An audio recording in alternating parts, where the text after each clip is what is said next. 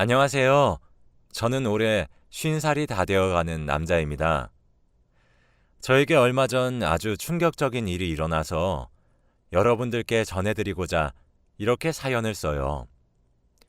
제가 처음 다니던 회사에서 저는 팀장직을 맡고 있었습니다. 회사도 크고 직원도 많아서 안정적이었는데 갑자기 비리로 회사가 위태로워지고 말았죠. 결국 회사 직원 중 한 명이 이 일을 책임지고 사표를 내야 하는 상황까지 이르게 되었답니다. 비리가 제 잘못도 아닌데 제가 아무 말도 안 하고 묵묵하게 있으니 제가 일에 대한 열정이 없어 보였나 봐요. 그래서 어쩌다 보니 제가 사표를 내게 되었답니다. 제 성격이 우유부단하고 조금 답답한 성격이에요. 남들이 부탁하는 거 거절도 못하고 하기 싫어도 잘하는 그런 성격이요. 그래서 선배들이 미안하다고 저한테 나가줄 수 있냐고 부탁했을 때 고민을 그렇게 오래 하지 않았답니다. 선배들은 결혼하셔서 아이까지 있으신 분들이 대다수였거든요. 답답해 하실 수도 있지만 저는 결혼도 하지 않았고 어머니와 단 둘이서 살고 있어서 돈을 쓸 일도 많이 없었어요. 그리고 돈을 쓰는 것도 즐기지 않아서 모아둔 돈도 꽤 있었고 퇴직금도 합하면 충분히 괜찮았거든요. 그렇게 저는 40대 실직자가 되었답니다. 어머니에게는 혼이 날까봐 말을 하지 않았고 매일같이 출근 시간에 나가서 퇴근 시간도 맞춰서 들어왔어요. 처음에는 그렇게 하니까 왠지 해방된 느낌이라서 좋았지만 계속 그렇게 사니까 할 것도 없고 심심하더라고요. 그래서 일자리를 구하는 공고를 보다가 우연히 경비원 모집이라는 문구를 보았습니다. 제가 알고 있던 경비원은 하루 종일 경비실에 앉아서 동료들끼리 이야기만 나누고 건물 관리만 하는 간단한 일이라고 생각했어요. 그리고 모집한다는 말 옆에 젊은 연령층 우대라는 말까지 쓰여 있길래 안 할 이유가 없었습니다. 그래서 바로 전화를 걸었고 지금 당장 면접을 보러 오라길래 그 건물로 향했어요. 너무 크지도 작지도 않은 오피스텔이었고 거기를 관리하는 건 굉장히 쉬워 보였죠. 제 면접을 경비원분들이 해주시더라고요. 저는 건물주분과 이야기하는 줄 알았는데 경비원분들이 보니까 신기했습니다. 그런데 다들 60대 아저씨분들이었고 저를 보고는 젊은 친구가 와서 좋다며 바로 합격시켜 주시더라고요. 그리고 다음날 바로 경비원 일을 시작하게 되었답니다.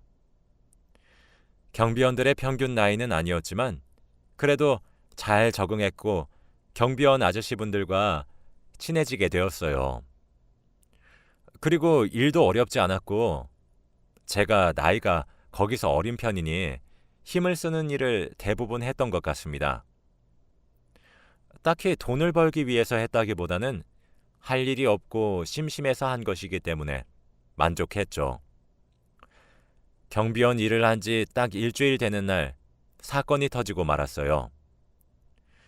제가 평일에 3번 정도 출근하니까 입주민들의 얼굴을 잘 기억 못합니다. 아직 적응하는 데 중점을 두고 해야 할 일이 너무 많았기 때문에 한 명 한 명 기억할 수 없었죠. 그런데 그때 오피스텔에서 누군가 동물을 데리고 들어오더라고요. 그곳은 동물을 키우는 것이 금지되어 있는데 아주 당당하게 강아지에게 목줄을 채우고 엘리베이터를 기다리고 계셨죠. 입주민이 아니라 놀러 오신 분인가 싶어서 그분에게 다가가 저기 저희 오피스텔에는 동물은 못 들어와요 라고 말했습니다. 그런데 그분은 당황하면서 네?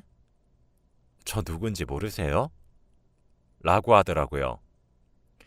갑자기 무슨 말인가 싶어서 네, 강아지 데리고 오신 거 보니까 입주민 아니신 것 같은데 다른 사람들을 위해서라도 배려 부탁드릴게요.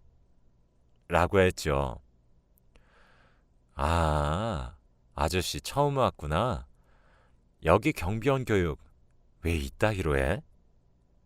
그때 엘리베이터가 도착했고 막무가내로 강아지를 데리고 엘리베이터를 타려고 하길래 저는 그분이 잡고 있던 목줄을 잡고 안 돼요. 당장 나오세요. 라고 했답니다. 그 사람은 미쳤어? 우리 강아지 목줄에서 손 떼! 라고 하며 자기 강아지를 안고 우리 애기 많이 아팠어? 라고 하더라고요. 그러면서 저를 째려봤고 여기 경비원 교육을 무슨 이따위로 해? 내가 누군지 다른 사람들한테 물어봐. 그리고 입주민이 여기서 사는 동안 강아지 좀 키우겠다는데 경비가 무슨 상관이야? 우리 퍼피는 짖지도 않고 얼마나 순한 강아지인데. 그 사람은 막무가내로 강아지를 안은 채 엘리베이터를 탔고 맨 꼭대기층으로 가더라고요. 그 층은 저희 오피스텔에서 가장 비싼 집이었습니다. 경비실에 가서 오늘 겪은 상황을 다 말했더니 다들 저에게 에휴, 왜 하필 그 악덕한테 걸려서 그 새파랗게 어린 청년 싸가지가 없어. 아주 걸리면 죽을 때까지 따라다닌디야. 너 들어오기 전에 있던 애도 그 청년 때문에 나간 거 아니오. 이제 큰일 났다. 너 어쩔겨? 그 청년 성격 별로니까 건들지 말어. 그냥 무시허. 라고 하더군요. 그래도 규칙대로 해요. 에휴, 네가 건물주요? 건물주만 마음대로 할 수 있는겨. 그리고 건물주 할아버지는 요새 통 안 보이더라. 그 입주민을 건물주에게 말씀드려서 조치를 취해야 하는데 건물주 할아버지는 한동안 잘 오시다가 어느 순간부터 오시지 않으신대요. 경비원 아저씨들 말로는 아프시거나 돌아가신 것 같다고 했습니다. 아무튼 건물주 할아버지가 못 오시니까 조치를 취할 방법이 없었어요. 그래도 저는 강아지를 데리고 올 때마다 강아지 데리고 오면 안 된다고 말을 했어요. 그럴 때마다 그 사람은 저에게 욕을 내뱉으며 야, 너 내가 잘리게 할 수 있어. 밥줄 끊기고 싶지 않으면 다른 경비원처럼 가만히 짜져 있으라고. 라고 했고 제가 그래도 안 된다고 하니까 차마 입에 담을 수조차 없는 폭언을 퍼붓더라고요. 근데 돈은 벌어야 하고 일은 계속해야 하니까 꾹 참고 일을 했습니다. 그런데 그 청년은 제 앞을 지나가다가 다시 다가와서는 인사 안 해? 라고 하더군요. 경비원이 입주민에게 인사를 해야 하나요? 저는 무슨 말인지 모르겠다는 표정을 짓고 아무 말도 안 하고 있으니 난 아픈 사람 안 봐줘. 당장 90도로 허리 굽혀서 인사해. 안 그러면 또 나한테 혼난다. 라고 했습니다. 저는 끝까지 인사를 하지 않았더니 그 청년은 손가락으로 제 머리를 밀치면서 야, 너 일 똑바로 안 해? 여기 있는 경비원들 다 나한테 인사해. 내가 여기서 제일 비싼 집에 사는데 이 정도는 해야지. 내 관리비가 다 너희 월급이야. 어디서 이런 싸가지 없는 애를 데리고 와서는. 아휴. 청년의 말을 들으니 내가 왜 그런 말까지 들으면서 일하고 있는지 모르겠고 마음 같아서는 한 대만 딱 치고 당장 일을 관두고 싶더라고요. 이런 갑질을 인터넷으로만 봤지 실제로 당해보니까 말문이 턱 막히고 가슴에 무언가 응어리진 것처럼 답답했습니다. 청년의 갑질은 여기서 끝나지 않았어요. 깁스를 하고 거동이 불편한 저를 보고 자기 집에 가서 차키 좀 들고 와달라고 하는 건 기본이었고, 분리수거를 해주라고 하면서 저를 하인 취급했죠. 경비원이 이런 일까지 해야 하나요? 건물주 할아버지는 왜 이런 사람을 아직까지 이 집에서 살게 하는지 궁금했습니다. 저는 그 청년의 갑질을 도저히 참을 수 없었던 아주 큰 사건이 하나 있었는데, 그 사건을 계기로 저는 경비원 일을 그만두게 되었어요. 그 남자는 사생활이 많이 문란한 듯 보였는데 그 남자의 집으로 가는 여자들이 한두 명이 아니었습니다. 그런데 그 여자들도 바람을 피우고 있다는 사실을 알고 있는지 저에게 다가와서 방금 누가 그 집에 들어갔는지 확인하게 엘리베이터 CCTV 좀 확인할게요. 라고 하면서 자기네들 증거를 모으는데 저를 이용했습니다. 그런데 함부로 CCTV 자료를 주면 안 되었기에 절대 보여줄 수 없고 개인정보라서 허락을 받아야 한다고 규칙대로 말을 했죠. 그렇게 말을 하면 한 5명 중에 4명은 알겠습니다 하고 가는데, 딱 한 여자가 고집이 굉장히 셌어요. 제가 아무리 해도 안 된다고 그냥 가라고 하니까 갑자기 저를 오빠 라고 부르면서 저에게 팔짱을 끼고 달라붙더라고요. 오빠, 내가 딱 한 번만 부탁할게. 응? 내 남자친구가 다른 여자 만나는 것 같아서 그래. 내가 이번에 잘 해결되면 거하게 한턱 쏠게. 응? 자기 아빠 뻘되는 저한테 오빠라고 하다니요. 그 여자를 보니까 더 자료를 넘겨주기 싫었고, 팔짱을 낀 팔을 빼려고 하니까 더 힘을 주면서 달라붙더라고요. 그런데 그때 야, 뭐 하는 짓이야? 라고 하며 멀리서 그 청년이 나타났습니다. 제 옆에 붙어있던 여자는 너무 놀라서 팔을 급하게 빼버렸고 청년이 성큼성큼 걸어왔죠. 청년은 오자마자 저에게 주먹질을 하면서 너 미쳤어? 내 여자친구를 넘봐? 라고 하더라고요. 이 상황이 너무 억울해서 지금까지 있었던 일을 다 말했습니다. 그리고 여자에게 제대로 말하라고 눈빛을 보냈죠. 청년은 여자에게 저놈 말 사실이야? 라고 물었는데 그 여자는 제 눈을 피했고 무슨 소리야? 저 아저씨가 나한테 달라붙은 거야. 라고 말을 해버리더라고요.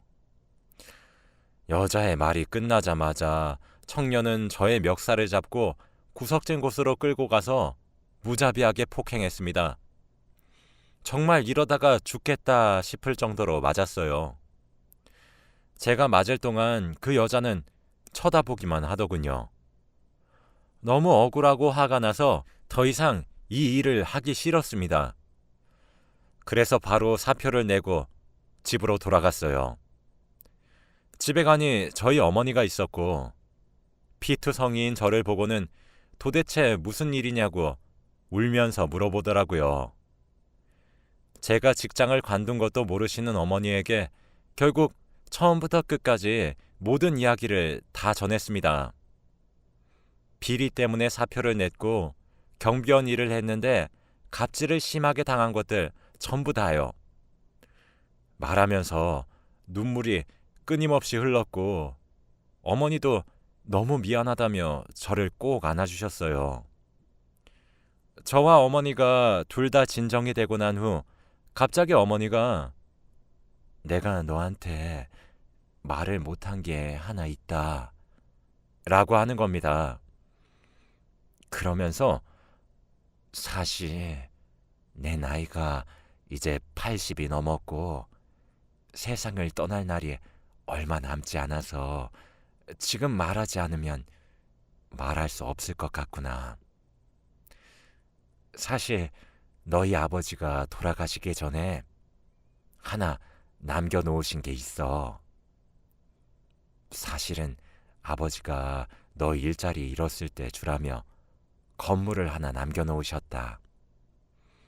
앞으로 그런 일 하지 말고 그 건물 월세 이제 네가 받으면서 편하게 살렴. 이라고 하면서 종이 한 장을 주셨고 거기에는 건물 명의가 저로 되어 있었습니다. 그리고 더 놀라운 건 그 건물이 바로 제가 경비원으로 일하던 오피스텔이었어요. 저는 살아생전에 아버지에게 건물이 있는지도 몰랐는데 어머니는 저에게 작은 건물이라 미안하단다 라고 하셨습니다. 작은 오피스텔이었지만 저에게는 너무 크게 느껴졌고 이제 제 거라는 것이 도저히 믿기지가 않더라고요. 경비원 아저씨들이 주인 할아버지가 요즘 도통 안 나온다고 했던 게 바로 아버지가 돌아가셔서 못 나오신 거였습니다. 저는 이 상황이 꿈인지 생신지 현실 파악이 되지 않으면서 믿기지 않았죠. 그때 딱 머릿속에 스쳐 지나가는 입주자가 생각이 나면서 건물주만 그 사람을 쫓아낼 수 있다는 말이 생각났고 저는 그 청년에게 복수를 하기로 마음을 먹었어요. 저는 상처를 치료하고 회복하는데 몇 달이 걸렸고 몇 달 뒤 그 오피스텔로 갔습니다. 그곳에 가니 같이 일하던 경비원 아저씨들이 저를 반겨주시더라고요. 아이고, 웬일이야. 오랜만이네. 안녕하세요. 그동안 별일 없었죠? 뭐 별일이야. 얼마 전에 그 제 위층 청년 때문에 또 난리였지. 왜요? 글쎄, 네가 나가고 새 경비원을 다시 뽑았는데 그 청년 자동차가 이상한 곳에 주차되어 있어서 다른 곳에 주차하라고 하니까 그 경비원 얼굴에다가 냅다 침을 뱉었지 뭐야. 근데 그 경비원은 경찰에 신고를 해버렸어. 그래서 난리가 났지 뭐. 어떻게 사람 얼굴에 침을 뱉을 수 있나요? 경비원 아저씨의 말을 계속 들어보니 그 청년은 경찰에게 끌려가는 동안에도 계속 새로운 경비원에게 욕을 하면서 내가 너 자를 거야 라고 했대요. 그리고 얼마 뒤에 한 노부부가 오셔서 새로운 경비원에게 사과를 했다고 합니다. 그 노부부는 청년의 부모님이고 애가 워낙 별나서 자기네들은 반지하에 사는데 애는 이런 비싼 곳에서 산다고 하더군요. 무슨 이런 사람이 다 있나요?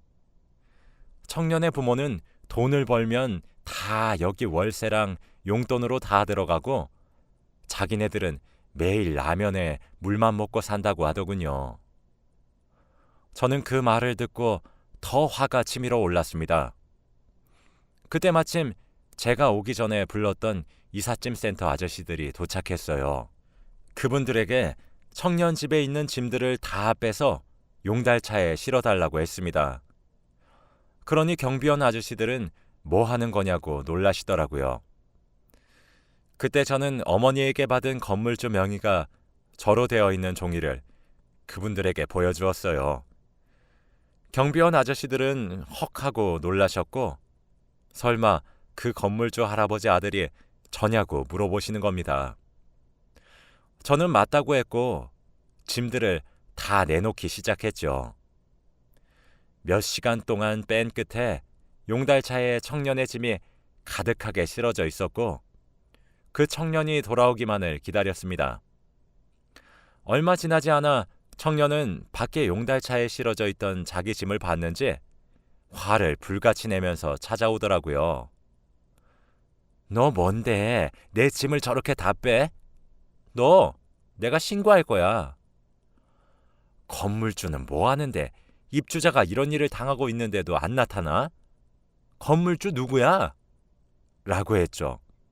저는 그때 건물주 여기 있네. 네 앞에 라고 했습니다.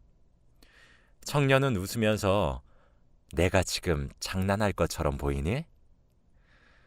아저씨, 빨리 건물주 할아버지 불러주세요. 라고 했습니다. 저는 다시 그 종이를 그 청년에게 보여주었고 이 오피스텔의 주인이 저인 것을 확인하고는 얼굴이 사색이 되었죠. 너 문서 조작했냐? 네가 왜... 건물주만 네 짐을 뺄 수 있다고 하지 않았나? 청년은 놀라면서 주저앉았고 멍하니 바닥만 쳐다보았죠. 아니야, 이럴 순 없어. 어떻게 네가... 저는 경찰에 그를 신고했습니다.